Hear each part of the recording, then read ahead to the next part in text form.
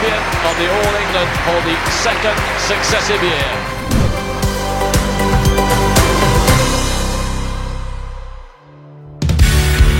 And Harris Army needs only one game point to become the world champion, winning the second game.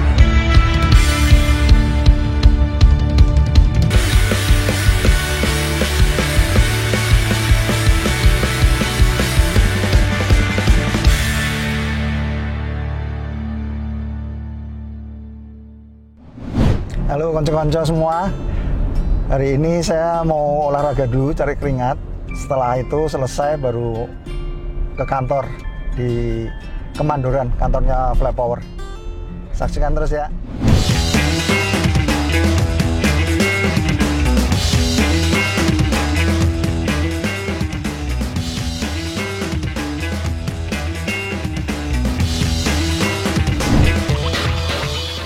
Halo konco-konco. Sekarang kita lagi berada di kantornya Fly Power. Fly Power ini berdiri tahun 2002 bersama Fung Permadi. Nah, ini kantornya sekarang ada di sini. Lihat-lihat yuk kantor Fly Power ada apa aja. Mari. Ayo konco-konco, ini ruang kerja saya. Sehari-hari ada di sini. Masih berantakan karena sudah lama nggak lihat-lihat medali. Mau rapiin medali-medali yang sudah lama. Nah, saya tiap hari kalau ngantornya ya di sini, ruangannya juga di sini. Ini lagi berantakan juga karena lagi senang dengan ikan. Jadi ada ikan lohan, ada ikan arwana. Ya, inilah buat hiburan aja. Kalau suntuk kerja apa ya lihat-lihat ikan aja. Nah, konco-konco, sekarang kita sudah ada di ruangan staff Fly Power yang di lantai 3 ya. Nah, ini ada Pak Gugo. Ceng Pak. Ya. Ini ada Isa, ada Nugraha. Nugraha itu bagian online-nya. Ada Apet segala. Ini ada yang lain juga. Ini ada sepatu-sepatu yang sampel yang akan diproduksi. Kita nanti akan pilih warna dan kualitasnya yang terbaik yang akan kita produksi. Kita ke lantai 2 tempat showroomnya Fly Power. Barang-barang yang sudah dijual ada di sana semua. Yuk kita ke sana. Ini rata-rata yang kita jual dan sudah diproduksi. Ini ada sepatu, ada celana, ada baju. Ini juga ada mesin buat latihan. Ini bisa buat pemula sama buat profesional. Terus ada raket juga, baju.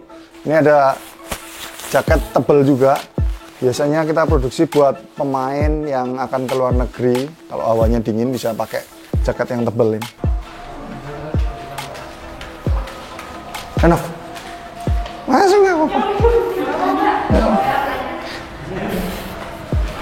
Ini gudangnya Fly Power sama tempat pengepakan barang yang mau dikirim. Bu, siang Bu. Lancar?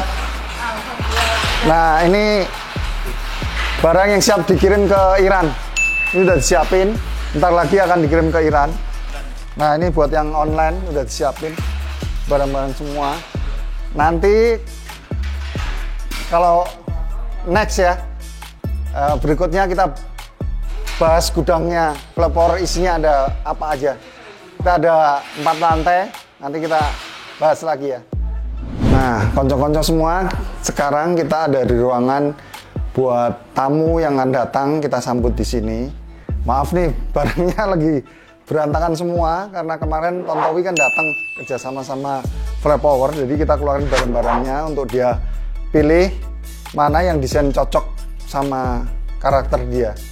Nah, ini barang-barangnya. Ini ruangan tamu. Kalau ada tamu biasanya kita duduk di sini untuk ya ngobrol-ngobrol. Kalau nggak ada teman-teman mantan pemain, kalau datang ya kita sambut di sini. Konco-konco semua, sekarang ini di depan saya ada 5 medali yang menurut saya sangat berkesan dan bersejarah buat saya. Jadi ada medali All England, ada 3 ini, medali Thomas Cup, sama kejuaraan dunia. Ini medali yang pertama ini All England karena ada ceritanya. Jadi tahun 92 saya masih nonton di televisi final All England. Jadi sambil mengayal, kapan nih bisa masuk di televisi dan jadi juara gitu. Jadi tahun 93 ini saya dapat medalinya yang butuh kerja keras dan usaha yang keras lah untuk meraih ini gitu. Medali All England 93 ini sejarahnya panjang, dan di klub saya juga dulu siapapun atlet yang masuk di PB Jarum itu mengharapkan sekali medali All England ini. Dan di PB Jarum kalau yang di tunggal baru 2 orang yang juara, jadi Lim Swee King sama saya yang di PB Jarum. Ini 93 dan ini 94 juga juara lagi, All England lagi, dapat 2 kali. Terus yang ini 95 saya runner apa aja, karena yang bikin nyesek ini harusnya saya bisa 3 kali juara All England sampai 93, ini 95 ya. Kan 93, 94 sudah, 95-nya ini ceritanya ini 95. Jadi waktu All England 95 ini saya kalah dengan Paul Eric. Jadi waktu di bulan Januari di Korea Open itu saya menang sama Paul Eric di bulan Januari di Korea Open, dan akhirnya saya juara di final ngalahin Pung Permadi. Dan saya sering sekali menang sama Paul Eric. Jadi 95 waktu final di All England, teman-teman segala pemain tim Indonesia itu bilang, wah gampang lah pasti menang. Nah inilah yang menjadi kesalahan saya, meremehkan lawan karena sudah di nina bubukkan sama teman-teman juga salah satunya. Karena dia bilang udahlah pasti menang karena di bulan Januari kan saya masih menang gitu. Dan rekod sebelumnya saya memang lebih banyak menang dengan Paul Eric gitu. Jadi pelajaran yang sangat berharga itu jangan sekali-sekali meremehkan siapapun lawan kita, walaupun kita banyak menang. Ini hasilnya. Jadi yang bikin nyesek harusnya bisa juara 3 kali, jadi kalah di final. Cuma dua kali jadi juaranya.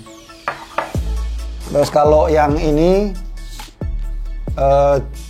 juara dunia. Jadi ceritanya itu saya istilahnya ini tidak menduga atau tidak menyangka bahwa saya bisa jadi juara dunia di tahun 95 gitu. Karena waktu itu targetnya itu mau merebut Sudirman, karena sudah dari tahun 89 kita pertama kali Sudirman kita menang tim Sudirman. Jadi waktu itu targetnya akan membawa pulang Sudirman Cup. Jadi akhirnya kalah juga, timnya kalah. Jadi kalau di Sudirman Cup sama kejuaraan dunia itu pertandingan berurutan. Jadi kalau sudah main di Bragu karena nguras tenaga, pikiran itu capek sekali setelah main di Bragu gitu. Dan saya nggak mengharapkan bahwa saya bisa jadi juara dunia di 95 ini, karena di Sudirman Cup kan targetnya Sudirman Cup, akhirnya kalah. Jadi waktu itu main dengan badan yang maksudnya nggak gitu fit ya, karena sudah main di Bragu, malah akhirnya dapat juara dunia ini. Ini di bulan Mei, tadi masih nyambung waktu All England 95. Jadi ini bulan Maret kalah dengan Paul Eric di kejuaraan dunia di semifinal, ketemu Paul Eric lagi, saya menang lagi gitu loh. Makanya itu yang bikin selalu nyesek, karena gara-gara ngeremehin jadi berantakan semua. Tuh. Kalau ini Thomas Cup 94. Jadi Thomas Cup juga salah satu pertandingan multi event yang besar, dan